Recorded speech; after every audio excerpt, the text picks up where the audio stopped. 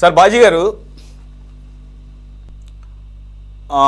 నేను ఏదైతే శేఖర్ రెడ్డి గారిని అడిగానో అదే దాంతో మళ్ళీ, ఎందుకంటే ఆయన దాన్ని అడ్రస్ చేయలేదు.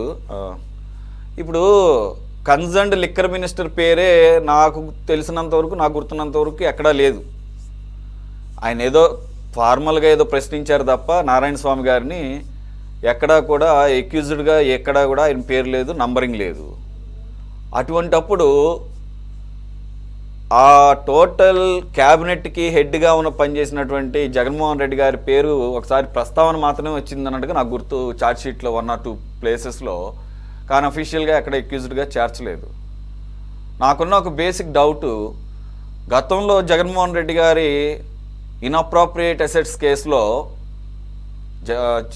వైఎస్ రాజశేఖర రెడ్డి గారు చనిపోయినా కూడా ఆయన పేరు ఎక్కడా ప్రస్తావన లేదు, ఆయన ఎక్కడా కూడా నిందితుడిగా చేర్చలేదు. కానీ ఎప్పుడైతే ఈయనకి బెయిల్ రావటం లేదో, బెయిల్ రావాలంటే దీనికి ఒకటే మార్గం ఇంకా చివరికి అని చెప్పేసి ఆయన తరపున కౌన్సిల్ ఈ పొన్నవోలు సుధాకర్ రెడ్డి ఆయన సూచనల మేరకు, లేకపోతే ఇది జగన్మోహన్ రెడ్డి గారు ఆ క్యాబినెట్లో భాగస్వాముడు కాదు, జస్ట్ మెంబర్ ఆఫ్ పార్లమెంట్ మాత్రమే, ఏదైతే ఏ ప్రభుత్వ హయాంలో అయితే ఈ స్కామ్లన్నీ జరిగాయని చెప్పేసి A1గా జగన్మోహన్ రెడ్డి గారిని అనే కేసుల్లో జైల్లో పెట్టారు. ఆయనకి బెయిల్ రావాలంటే ఆ క్యాబినెట్ తీసుకున్న డెసిషన్ని ఎవరైతే హెడ్గా పనిచేశారో, అంటే ముఖ్యమంత్రిగా చేశారో ఆయన కదా ఉండాల్సింది, ఆయనకు పాత్ర ఉంటుంది కానీ ఆయన కొడుకు ఎలా పాత్ర ఉంటుందని చెప్పేసి వాదిస్తేనే బెయిల్ వచ్చిందని చెప్పేసి స్వయాన మీ పార్టీ అధ్యక్షురాలు అలాగే జగన్మోహన్ రెడ్డి గారి సోదరి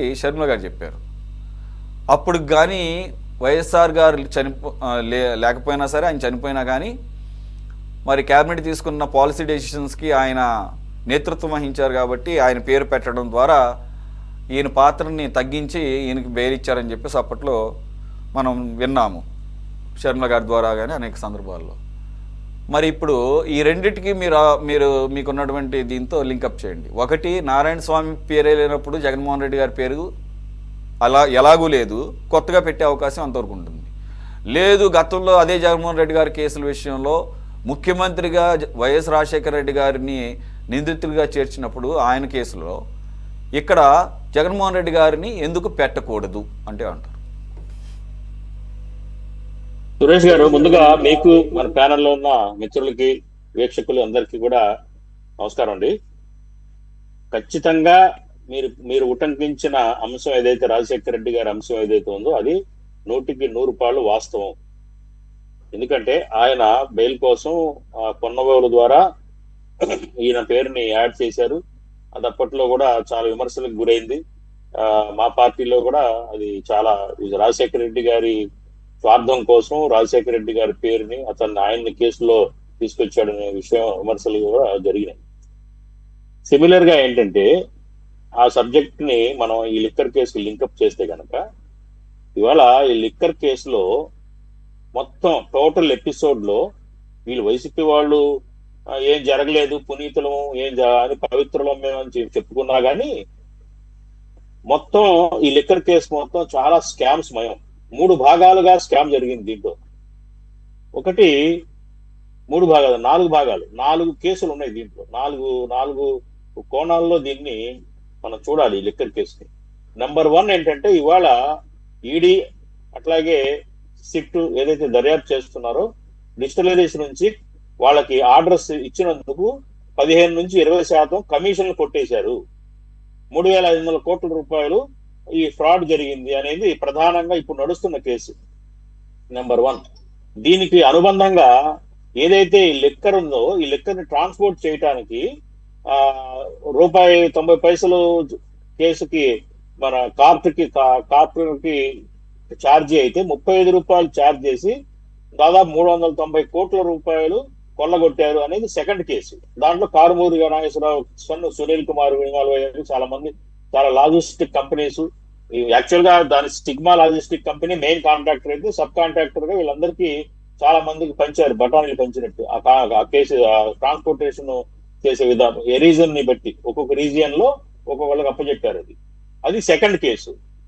థర్డ్ కేసు ఏంటంటే, వందలాది మంది ప్రాణాలు, వందలాది మంది, నేను ఎప్పుడు ఈ సబ్జెక్ట్ మీద డిబేట్ వచ్చినా ఇది ఇగ్నోర్ చేయబడుతుందనే వాదిస్తా ఉన్నా.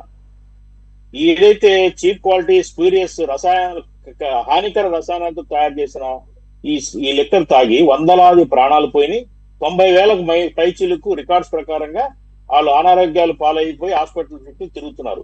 దీని మీద కూడా విచారణ జరిపి కేసులు ఫైల్ చేయాల్సిన అవసరం ఉంది. అట్లాగే 4వ అంశం ఏంటంటే అనధికారిక అమ్మకాలు.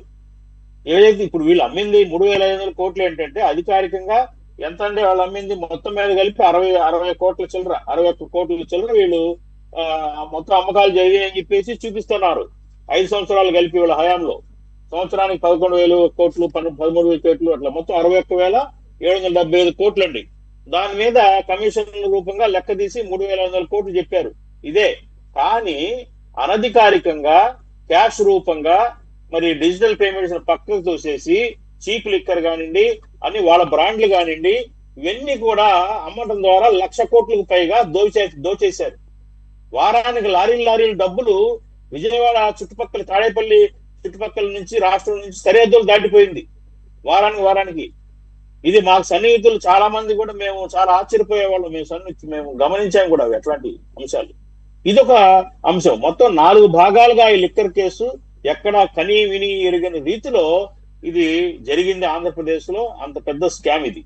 సో దీన్ని పక్కన పెడితే దీనికి ఎవరు బాధ్యులు దీనికి? ఈ పాలసీ డెసిషన్ ఎవరు తీసుకుంటారు? జనరల్ గా లిక్కర్ పాలసీ అనేది ఏ రాష్ట్రానికి అయినా కూడా ప్రధాన ఆదాయ వనరు. ఇవాళ దేశంలో ఏ రాష్ట్రంలో అయినా కానీ లిక్కర్ అన్నది ప్రధాన ఆదాయ వనరు. ఒక ప్రధాన ఆదాయ వనరుగా ఉన్న ఒక అంశం మీద ఒక పాలసీ నిర్ణయం తీసుకునేది ఎవరు? అధికారులు తీసుకోరు, క్యాబినెట్లు చేశారు. క్యాబినెట్ కి అధ్యక్షత జగన్మోహన్ రెడ్డి గారు అధ్యక్షతన జరిగిన క్యాబినెట్ సమావేశంలో లిక్కర్ పాలసీని వాళ్ళు మార్చారు. ఈ రకంగా ప్రైవేటు ప్రజలకు ఏమన్నా బురుడీ కొట్టారు. ఏమని? లిక్కర్ అమ్మకాలు తగ్గించాలి, లిక్కర్ షాపులకి టైమింగ్స్ పెట్టి మరీ అమ్ముతాము, రాత్రి 8 గంటల తర్వాత షాపులు ఉండవు, కంట్రోల్ చేస్తాము అని ప్రజలకు మస్కా కొట్టి షాపులన్నీ కూడా వాళ్ళ కంట్రోల్లోకి తీసేసుకున్నారు. ప్రభుత్వం కంట్రోల్ మీన్స్ వాళ్ళ అనునీయుల కంట్రోల్లో తీసుకున్నారు. ఆ షాపుల్లో కూర్చున్నది ఎవరు? మా దగ్గర వాళ్ళు. ఇదంతా చాలా పెద్ద డిజైన్డ్ స్కామ్. ఇది ఒక డిజైన్డ్ స్కామ్ గా చేశారు. అక్కడ దాంట్లో భాగంగానే క్యాష్ రూపంగా వసూలు చేశారు. డిస్టిలరీస్ లో అధికారికంగా సరఫరా అయిన సరుకు ఒకటైతే అనధికారికంగా సరఫరా అయిన సరుకు కూడా అమ్మబడింది. ప్రతిరోజు క్యూ లైన్ లో నిలబడి మరీ కొన్నారు పాపం అమాయకులు, పేదలు, మధ్యతరగతి వాళ్ళే. ఎందుకంటే కాస్త డబ్బున్నాడు తాగే బ్రాండ్లు ఎత్తేసారు. ఆంధ్రాలో లేవు అప్పుడు. హైదరాబాద్ దొంగతనం తెచ్చుకోవటం, బెంగళూరు నుంచి తెచ్చుకోవటం జరిగింది. సో నేనేమంటున్నానంటే ఈ 4 భాగాలుగా జరిగిన ఈ అతిపెద్ద స్కామ్ లో ప్రభుత్వం బాధ్యత లేదా? జగన్మోహన్ రెడ్డి గారికి ఏమీ తెలియదా? ఏమీ తెలియకుండా 5 సంవత్సరాల పాటు జరిగిందా? పోనీ ఆయన తెలియదు అనుకుందాం, ఎవరో వాసుదేవరెడ్డి లాంటి ఒక అధికారో లేకపోతే కింద స్థాయిలో ఉన్న పొలిటీషియన్స్ లేకపోతే ఆయన దగ్గర ఉన్న ధనంజయ రెడ్డి వగేరా వాళ్లే చేసుకుని కాజేశారు డబ్బులు అనుకుందాం కాసేపు. ఆయన కళ్ళు మూసుకున్నాడా జగన్మోహన్ రెడ్డి? ఆయన తెలియదా? ఆయన 5 ఏళ్ళు కళ్ళు మూసుకున్నాడు. వీళ్ళు కాజేస్తుంటే డబ్బులు తీసుకెళ్లి విదేశాల్లో పెట్టుబడి పెడుతుంటే ఏం తెలియకుండానే వీళ్ళందరూ ఆయన బినామీలు కదా? క్లియర్ కట్ గా అర్థమవుతుంది పిల్లలకైనా. జగన్మోహన్ రెడ్డి గారు ప్రభుత్వంలో లిక్కర్ మీద వేరే వాళ్ళు వచ్చేసి కాజేస్తుంటే ఆయన ఊరుకుంటాడా? తెలిసి ఊరుకుంటాడా?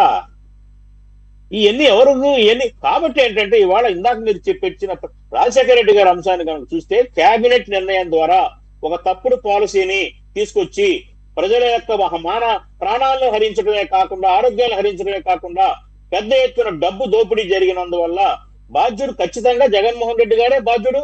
ఆయన కింద ఉన్న మంత్రి గారు, అప్పుడు నారాయణ స్వామి ఎవరో ఉన్నాడు మంత్రి, లిక్కర్ మంత్రి, ఎక్సైజ్ శాఖ మంత్రి, ఆయన బాధ్యుడు. దాని తర్వాత వాసుదేవరెడ్డి ఏదైతే సంస్థ ఉందో వాళ్ళు బాధ్యులు. వీళ్ళు మెయిన్ బాధ్యులు.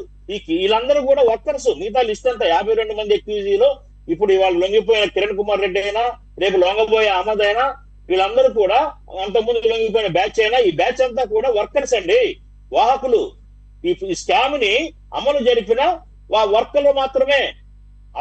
అసలు బాధ్యులే వాళ్ళు కదా. మరి ఆ లెక్కన ఆయన పేరుని సిట్ గాని, సిబిఐ గాని, ఈడీ గాని ఎందుకు ప్రస్తావించట్లేదు? కీలకమైన పాలసీ నిర్ణయం తీసుకోవడం నేరం కదా. ప్రాణాలు హరించిన ఒక చెత్త పాలసీని తీసుకొచ్చిన ముఖ్యమంత్రి నేరస్తుడు కాదా? ఈ పాయింట్ ఎందుకు ఇగ్నోర్ చేస్తున్నారో నాకు అర్థం కావట్లేదు. ఇందులో ఇంకొక ప్రధానమైన అంశం ఏంటంటే డిస్టిలరీస్ 16 డిస్టిలరీస్ ద్వారా ఎక్కువగా ప్రధానంగా జరిగింది లావాదేవీ. అందులో 9, 8 పేర్లు బయటకు వచ్చినాయి. ఇంకా 16 టోటల్ 16 మెంబర్స్. ఈ డిస్టిలరీస్ వాళ్ళకి అంతా తెలుసు. కమిషన్లు ఎంతెంత ఇచ్చారో వాళ్ళే ఇచ్చారు. మన మన మన నేను లాయర్ గారు చెప్పాలా, కృష్ణాంజనేయులు గారు, లంచం తీసుకున్నాడు నేరస్తుడైతే ఇచ్చేవాడు కూడా నేరస్తుడే కదా. అయినప్పుడు లంచం ఇచ్చిన డిస్టిలరీస్ ఓనర్స్ ని ఎంతమందిని అరెస్ట్ చేశారు? ఒక్కడు కూడా లేడు. 52లో విచారించారు అంతే కొంతమందిని, ఒక్కడు కూడా లేడు సార్. ఈ డిస్టిలరీస్ యాజమాన్యాన్ని కనుక వాళ్ళ రికార్డ్స్ పరిశీలిస్తే ఆ పీరియడ్ లో జరిగిన లావాదేవీలు అన్ని బయటకు వస్తాయి. గట్టిగా ఈ డిస్టిలరీస్ యాజమాన్యాన్ని విచారిస్తే ఏం జరిగింది అనేది వాస్తవాలు వస్తాయి. లేకపోతే మీకు ఎక్కడ తీసుకొస్తారు సాక్ష్యాధారాలు? మనం 5 ఏళ్ళు రేపు 2029 ఎలక్షన్ వచ్చే 5 ఏళ్ళు మాట్లాడుకుంటూనే ఉంటాం. దీని గురించి ఏమీ తేలదు. ఇది ఒక ఎలక్షన్ కి పనికొచ్చే ఒక కంటెంట్ లాగా, ఎజెండా లాగా మారిపోతుంది చివరికి. తప్పించి ఏమీ ప్రయోజనం ఉండదు.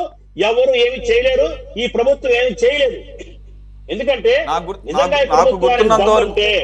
నాకు గుర్తున్నంత వరకు ఈ 53 మంది లిస్టు అక్యూజ్డ్ లిస్టులో మీరు చెప్పినటువంటి ఈ డిస్టిలరీస్ వీటి పేర్లు కూడా ఉన్నాయి. కానీ అరెస్టులు మాత్రం జరిగినట్టుగా నాకు కూడా సరిగా గుర్తులేదు. మరి అరెస్టులు విచారించారు సార్, విచారించడం జరిగాయి. కానీ వాళ్ళని ఎవరిని బాధ్యుల్ని చేయలేదు. నేను ఏమంటున్నానంటే వాళ్ళ దగ్గర కీలకమైన సమాచారం ఉంది. వాళ్ళు ఎంతెంత లంచాలు ఇచ్చారు, ఎందుకు ఇచ్చారు, ఎందుకు శేఖర్ రెడ్డి గారు క్విక్ గా చెప్పండి. ఈ ఒక్కదానికి ఆన్సర్ చేయండి. కన్క్లూజన్ పాయింట్ చెప్తాను. డిస్టిలరీస్ వాళ్ళు నేరస్తులు కాకపోతే, డిస్టిలరీస్ యాజమాన్యం కనుక ఈ కేసులో నేరస్తులు కాకపోతే ఈ కేసు అసలు ఉండదు సార్. ఈ కేసులో ఎవరు నేరస్తులు కాదు, ఎవరు నేరస్తులు కాదు. ఈ కేసులో సెక్రటరీ దాన్ని మూవ్ చేసినా కూడా సీఎంఓకి వెళ్ళి సీఎంఓ సెక్రటరీ ద్వారా సీఎం గారు సంతకం పెట్టాలి. ఏపీ పీసీఎల్ ఎండీని వాసుదేవ్ రెడ్డిని నియమించింది సీఎం గారే. ఇప్పుడు వాసుదేవ్ రెడ్డి గారిని ఒప్పుకుంటే, ఇదిగో నేను తప్పు చేశాను, ఇదిగో ఇలాగా నన్ను చేయించారు అని ఆయన ఒప్పుకుంటే సార్ ఖచ్చితంగా అది సీఎంకి వెళ్తుంది. ఎందుకంటే సీఎం గారే పట్టుబట్టి ఆయన తీసుకొచ్చారు. రెండోది సార్, చీఫ్ మినిస్టర్, మీరు మొత్తం కేబినెట్ డెసిషన్ అంటున్నాం కానీ sir chief minister holds the primary responsibility. Chief minister అనుకుంటే మొత్తం కేబినెట్ డిజాల్వ్ చేయొచ్చు. చీఫ్ మినిస్టర్ చెప్తే ఏదైనా సరే కేబినెట్ వినాల్సిందే. కాబట్టి sir the primary and full responsibility lies with only CM. CM అనుకుంటే కేబినెట్ ఏం చెప్పినా జరగదు. ఇది రూల్. అందుగురించేనా నారాయణ స్వామిని అంత ఉదార స్వభావంతో జస్ట్ ప్రశ్నించేసి వదిలేశారు సార్? నేను అనుకోవడం ఆయన సంబంధించిన సిగ్నేచర్స్ కానీ, లేదంటే ఆయన సంబంధించిన ఇన్వాల్వ్మెంట్ కానీ ఈ పాలసీ మేకింగ్ లో కావచ్చు, లేదంటే పాలసీకి సంబంధించిన పేపర్స్ మీద కావచ్చు, ఎక్కడ ఆయన సిగ్నేచర్స్ ఉండకపోవచ్చు. ఇది మీరు చెప్పినట్టు ఒక స్టేట్ క్యాబినెట్ డెసిషన్ కాబట్టి సార్ జరిగిన ఫార్ములేషన్ అంతా ఒక దగ్గర ఫైనల్ గా దానికి ఒక సబ్ కమిటీ వేసి ఆ సబ్ కమిటీలో అప్రూవ్ చేయించి దాన్ని తీసుకెళ్లి స్టేట్ క్యాబినెట్ అదొక కోణం. ఇక్కడ డిస్టిలరీస్ పాత్ర కదా మెయిన్. మరి బాజీ గారు అన్నట్లు నాకు గుర్తున్నంత వరకు అక్యూజ్డ్ గా పెట్టారు కానీ వారిని ఎవరిని కూడా అరెస్టులు చేయలేదు. అంటే ఏంటి, ఏదైతే వైసీపీ వాళ్ళు ఆరోపణలు చేస్తారో మేమేం కొత్తగా డిస్టిలరీస్ ఏమి మేము స్థాపించబడలేదు, కొత్తగా తీసుకురాలేదు. ఏదైతే చంద్రబాబు నాయుడు గారు 2019 ముందు ఏవైతే డిస్టిలరీస్ని రాష్ట్రంలో తీసుకొచ్చారో వాటి ద్వారానే మేము బిజినెస్ చేసామని చెప్పేసి చెప్తుంటారు జనరల్ గా. అదే కారణం. నంద్యాల నంది పైప్స్ వారి డిస్టిలరీ ఉంది, సజ్జల శ్రీధర్ రెడ్డి గారు అరెస్ట్ అయ్యారు. వారి డిస్టిలరీస్ ని ఎవరు నడిపారు? నడిపింది మిథున్ రెడ్డి కాదా? దానికి సంబంధించి సజ్జల శ్రీధర్ రెడ్డి చెప్పడా? సరే మొత్తం సరే అసలు ఇన్వెస్టిగేషన్ ఇదే కదా సార్. ఇప్పుడు మిథున్ రెడ్డి నడిపాడా, సజ్జల శ్రీధర్ రెడ్డి నడిపాడా, లేదంటే ఎస్బీఐ రెడ్డి కూతురు నడిపిందా? ఇవన్నీ బయటికి రావాలంటే ఇన్వెస్టిగేషన్ లో తేలుతాయి. ఇప్పుడు ఏ స్కామ్ కైనా కూడా ఇది మనీ ట్రయల్ అనేది మెయిన్ గా చూస్తారు. ఇప్పుడు నేను అనేది అంత క్లియర్గా ఇంత పర్సంటేజ్ మాకు ముడుపులు చెల్లించారు అని చెప్పేసి కదా మెయిన్ దీంట్లో ఆరోపణ. మరి సింపుల్గా ఎవరైతే కమిషన్లు ఇచ్చారో వారి బ్యాంక్ అకౌంట్ నుంచి డిజిటలైజ్ అవ్వచ్చు, ఇంకెవరన్నా కానీ ఆ కోణంలో వస్తే మీకు డైరెక్ట్ గా తెలిసిపోతుంది కదా మనీ దానికి సంబంధించిన పిఎల్ఆర్ కంపెనీకి కొన్ని కోట్ల రూపాయలు బదిలీ అయింది. ఏ డిస్టిలరీ అయితే మనం మారుతున్నామో ఎస్బీఐ రేటుకి సంబంధించి డిస్టిలరీ దానికి సంబంధించి ట్రాన్సాక్షన్స్ కి కొన్ని కోట్ల రూపాయలు మిథున్ రెడ్డికి సంబంధించిన పిఎల్ఆర్ కంపెనీకి బదలాయించారు డబ్బుల్ని. అంటే నేనేదో క్యాష్ రూపంలో కదా సార్, ఇది digital transactions bank to bank. కాబట్టి సార్ ఇవన్నీ కూడా అంటే మనం ఇంకా చర్చకు పోతే చాలా లోతుగా పోవాల్సి వస్తుంది. నేనేమంటున్నాను సార్, దీనికి సంబంధించిన ట్రైల్ ఏదైతే ఉందో సార్, ఒకటి ఇప్పుడు బాలాజీ గోవిందప్ప ఎవరు సార్? ఒకప్పుడు ఫైనాన్షియల్ డైరెక్టర్ సాక్షిలో. ఎవరి మనిషి ఆయన? వైఎస్ భారతిరెడ్డి గారి మనిషి. ఆయనకు సంబంధించిన మొత్తం ట్రాన్సాక్షన్ చూస్తూ ఉంటాడు. మరి ఆయన డబ్బు చేరిందంటే అర్థం ఏంటి సార్? ఆయన సొంతంగా తీసుకెళ్లి మెడ్రాస్ లో చెన్నైలో డబ్బు పెడతాడా? లేకపోతే ఆయన ఏమన్నా అంత డబ్బు తీసుకోగలిగిన సత్తా ఉన్న వ్యక్తి? ఎవరో ఒక పెద్దల కోసం ఆయన డబ్బు తీసుకోవాలి అంటే ఆయన ఇన్వెస్టిగేట్ చేయనప్పుడు ఆయన చెప్పాలి, ఆయన దగ్గర చెప్పించాలి ఈ డబ్బులు మీకు ఎలా వచ్చాయని. సార్ అట్లాగే మిథున్ రెడ్డి కోసం కొంతమంది డబ్బులు తీసుకుంటారు. ఇప్పుడు సార్ అసలు శ్రీకాళహస్తి చెందిన ఎవరైతే ఇప్పుడు సైఫ్ అహ్మద్ అని మాట్లాడుతున్నాం మనము, ఆ వ్యక్తి మిథున్ రెడ్డి మనిషే, శ్రీకాళహస్తి సంబంధించిన వ్యక్తి. కాబట్టే అతన్ని మిథున్ రెడ్డి తీసుకెళ్లి పెట్టాడు. ఏదైతే ఆ అహ్మద్ అనే వ్యక్తి డబ్బులు ట్రాన్సాక్షన్ చేశాడో, హవాలాలు మార్గంలో కావచ్చు, రకరకాల పెట్టుబడులు ఇవన్నీ కూడా మిథున్ రెడ్డి కోసం చేశారనేది బయట టాక్. ఇప్పుడు అతను వచ్చి అతన్ని అరెస్ట్ చేసి అతనితో మాట్లాడిస్తే అర్థమవుతుంది ఇన్వెస్టిగేషన్. సార్ ఇప్పుడు ఇన్వెస్టిగేషన్ అంటే అదే కదా సార్, అన్ని పేర్చినట్టు అన్ని నిజాలన్నీ బయటకి చెప్పగలిగితే ఇంక ఇన్వెస్టిగేట్ చేయడం ఎందుకండి? కరెక్ట్. ఓకే.